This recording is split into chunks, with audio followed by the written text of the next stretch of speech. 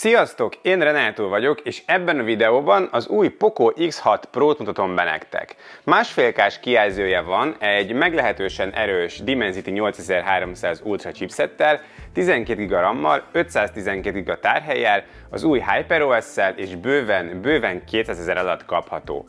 Elég jól hangzik, nem? A videóból kiderül, hogy milyen. Kezdjünk!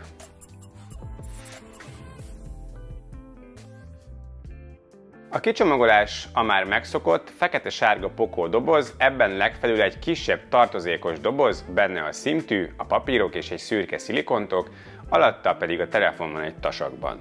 A doboz mélyén van egy 67 wattos töltőadapter és egy hozzávaló töltőkábel. Fullos csomag, minden is van, ami kellhet.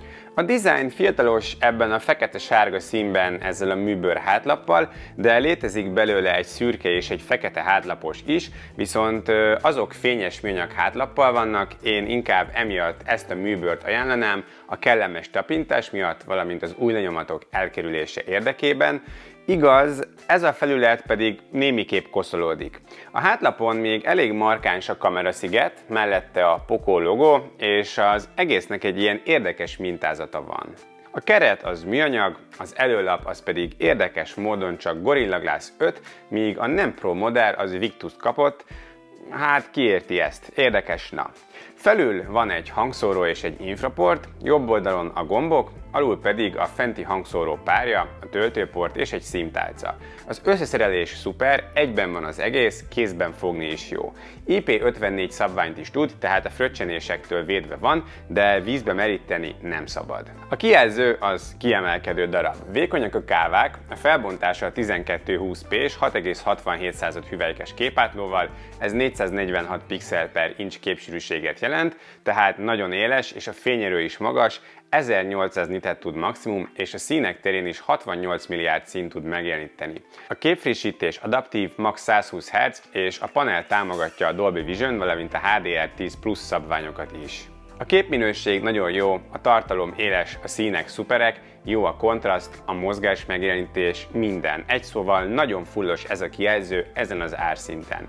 Persze apró hátrány azért itt is van, az Always On kijelző csak 10 másodpercig tud aktív maradni, nincsen lehetőség folyamatos működésre. A kijelző alatt van egy lenyomat olvasó szenzor, ez jól gyorsan működik és pulzust is tud mérni.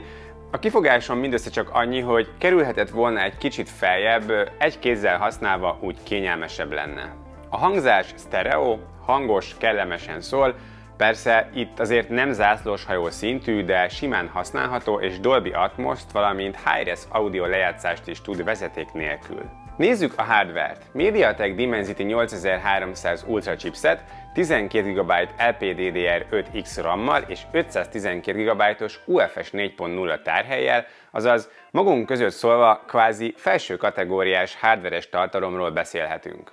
A benchmarkokon magas pontszámokat hoz, gyakorlatilag a zászlóshajó telefonok mögé zárkózik fel. A hűtése is jó nagy, hőkamrás plusz grafit, így megbirkózik a chipsettel, igaz a szintetikus stressztesten azért visszavesz egy olyan 25%-ot körülbelül, ami viszont ezen a szinten jó értéknek számít, és normál használat mellett ez nem fordul elő, és soha nem is volt kellemetlenül meleg. Ez az erő bőven elegendő az oprendszer futtatásához, lagok, akadások, várakozások nincsenek, és a játékokat is magas beállításokkal képes futtatni, azért a hardveres fronton igencsak acélos a telefon, nincsen nagy lemaradása az aktuális 2 vagy 3-szor ennyibe kerülő csúcs telefonoktól, ebben a szegmensben pedig kiemelkedő ez a teljesítmény. Adatkapcsolat terén sem spóroltak túlzottan, egyedül az eSIM, ami kimaradt, 2 nanoSIM-mel használható a telefon, Wi-Fi-ből van 6-os szabvány is, és 5.4-es Bluetooth is van, természetesen NFC mellett. A hívások, illetve a GPS minősége is rendben volt, és a virtuális közelség érzékelő sem rakoncátlankodott a teszt során. Szoftver.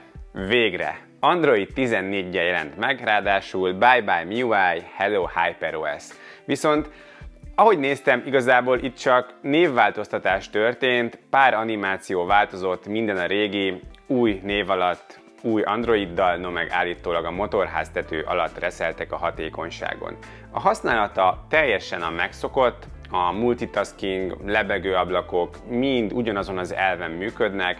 Egy kicsit más a skin, de nagyjából aki a MIUI-t használta, az körülbelül 95%-ban mindent itt is ugyanúgy talál, mint korábban. Maradtak a szokásos negatívumok is, melyeket azért mindig megemlítek, például az előre telepített felesleges alkalmazások azok itt is megvannak, valamint elvétve reklámokat is találni a gyári appokban, és érdekes engedélyeket is kérnek megadni ezek az appok.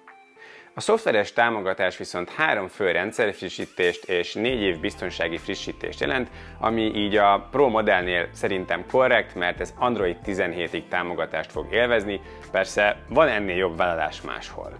Az üzemidőről egy 5000 mAh-órás akupak gondoskodik, ezzel egy ilyen bő egy nap üzemidőre képes a telefon. A PC Mark teszten átlagos eredményt hozott, de azért, hogyha nyomogatva van, a 8300 Ultra az kéri az elektronokat, tehát intenzív használat esetén inkább egy nappal kell számolni. A töltés 67 wattos, a teljes feltöltés pont 3/4 óra, ez szuper érték. Vezeték nélküli töltés nincs, de legalább töltő az van a dobozban. A hátlapon 3 kamera van, a szenzorok az X6-nál és az X6 Pro-nál teljesen megegyeznek. A fő egység egy 64 megapixeles, optikailag stabilizált OmniVision OV64B szenzorral, de itt f/1.7-es lencsével, és ugye erősebb képfeldolgozóval, valamint van egy 8 megapixeles ultraszéles és egy 2 megapixeles makro, egy 16 megapixeles kamera pedig az előlapon. Az elsődlegesnél jók a színek, jó a dinamika és a kontraszt is, a képek rendben vannak, de azért nem a kategória csúcsa. A Pro modell csak 2-szeres zoomot kínál, ez érdekes, mert ugye a sima az 4-szerest, a fotók kevesebb részlettel készülnek így, de a 2-szeresben még bőven használható a kamera. Éjszaka van automatikus éjjeli mód, és itt durva, hogy mennyire más ugyanaz a kameraszenzor egy másik lencse és egy képfeldolgozó párosítással. A képek az X6-nál nem tetszettek, nagyon lágyak, zajosak voltak és rossz volt a színkezelés is, itt viszont minthogyha teljesen más lenne, klasszisokkal jobb, sőt egyenesen jók ezek a fotók, a színkezelés is rendben van. Az ultraszéles, zajosabb és kevesebb részlettel dolgozik, de elmegy ebben a kategóriában. Éjszaka még zajosabb, lágyabb és kevesebb részlettel készíti a képeket, de erre is azt tudom mondani, hogy ezen a szinten ez körülbelül átlagos. A makro 2 megapixeles, ennek megfelelően kevés a részlet. Portrézni jól lehet a telefonnal, a háttér elválasztás jól működik, a fotók nagyon tetszetősek. A selfie fotók átlagosak, a részletből lehetne több, illetve nappal szemben a dinamika nem bírja olyan jól, de egyébként jól használható. Videózni az elsődlegessel 4K 30 képkockában is lehet. A felvételek rendben vannak a középkategóriában, sok a részlet, jók a színek és jó a dinamika is. A képstabilizálás 4K-nál is működik, de séta közben a lépéseknél ugrál a kép, ez nem tetszik, álló helyzetben viszont szépen kisimítja a mozgásokat. Ultraszélessel Full HD a maximum, több a zaj és lágyabb a felvétel, de ez is csak azt tudom mondani, átlagos ebben a szegmensben. Az éjszakai videók az elsődlegessel az X6-hoz képest érdekes mód ugyanúgy jobbak, mint fotóknál, szebbek a színek és jobb a végeredmény, de persze zaj és látság azért jellemző rá. Az ultraszéles, zajosabb, elmosodottabb végeredményt hoz, ennek a használatát éjszaka nem javaslom. Ez volt a Poco X6 Pro tesztje. Gyakorlatilag zászlóshajó szintű teljesítményt kínál, igencsak kedvező áron, a kategória legjobb teljesítményével, legjobb kijelzőjével. Gyorsan is tölt, az új Android 14-jel jött ki, és óriási 512 GB-s tárhelyet és 12 GB RAM-ot kínál, szóval meglehetősen időtálló, és tok és töltő is van a csomagban. A fő dolgokban nagyot alkot, a hátrány szerintem csak a szoftverben található reklámok, az IP54, valamint a Gorilla Glass 5. Hivatalosan még nem kapható itthon, de az Alza, mint hivatalos viszonteladó már árulja, körülbelül 160 000-es áron, szóval valahol ilyen 150-160 000-re satszolom majd a hivatalos hazai árát. Ezen az áron ez egy eléggé jó vétel, talán az egyik legjobb, ezért én ezt nagyon jó szívvel tudom ajánlani, az X6 Pro bitang jól sikerült. Te mit gondolsz róla? Beszéljük meg a komment szekcióban.